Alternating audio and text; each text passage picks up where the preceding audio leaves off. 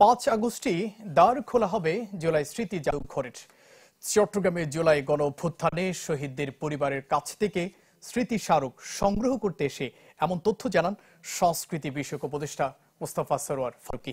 জানান, আগস্টের আগে স্মারক সংগ্রহের সব কাজ শেষ হবে। সন্তানের ব্যবহারের জিনিসপত্র জুলাই জাদুঘরে স্থান পাবে। সেগুলো উপদেষ্টাকে তুলে দেওয়ার সময় তাই সন্তানের স্মৃতি মনে করে কান্নায় ভেঙে পড়েন শহীদ ফয়সাল আহমেদ শান্তর মা। রোববার চট্টগ্রামের শহীদ পরিবারগুলো থেকে শহীদদের ব্যবহার্য জিনিস সংগ্রহ করতে আসেন সংস্কৃতি উপদেষ্টা মোস্তফা সরোয়ার ফারুকী। এই সময় শহীদ পরিবারের কথা শোনেন তিনি। এই সময় সন্তান হত্যার বিচার দ্রুত শেষ করার দাবি জানান শহীদ শান্তর মা। আমার সেই একমাত্র সন্তানকে কারা এভাবে হত্যা করলো, এর বিচার দ্রুত এর বিচারটা করবে না। উপদেষ্টা জানান, আগস্টের আগে সব কাজ শেষ করার জন্য কাজ করছে মন্ত্রণালয়। সব ঠিকঠাক থাকলে 5 আগস্ট উদ্বোধন করা হবে জুলাই জাদুঘর। ঘরের এক রুম থেকে আরেক রুমে যায়, ওনার বুকে হাহাকার লাগে, কারণ উনি শূন্যতা দেখে, শান্ত শূন্যতা বিভিন্ন জায়গায় উনি দেখে। যে শূন্যতাটা উনি ফিল করছেন, ওই শূন্যতাটা যেন আমাদের ফটো ডকুমেন্টেশন সিরিজে উঠে আসে। বড় টিম তৈরি হয়েছে যারা সারা দেশ জুড়ে কাজটা আগামী 1.5 মাস করবে। এটার জন্য একটা কমিটি হয়েছে, অনেকগুলো সাব কমিটি হয়েছে।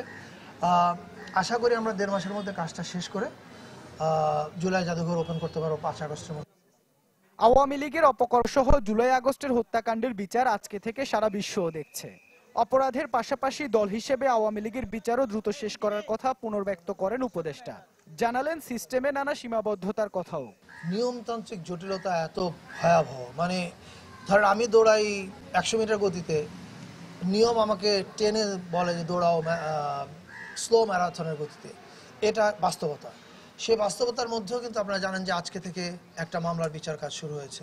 এটা লাইভ ব্রডকাস্ট হচ্ছে টেলিভিশনে, যাতে সবাই জানতে পারে যে আসলে ওখানে কি হচ্ছে। যে আমরা কোনো অন্যায় বিচার চাই না, কারণ বাংলাদেশে জুলাইতে যে জুলুম হয়েছে, এমনকি জুলাইয়ের আগে 16 বছর যেটা হয়েছে, এটা কোনোটা বানোয়াট ঘটনা, এটা আমাদের চোখের সামনে ঘটেছে।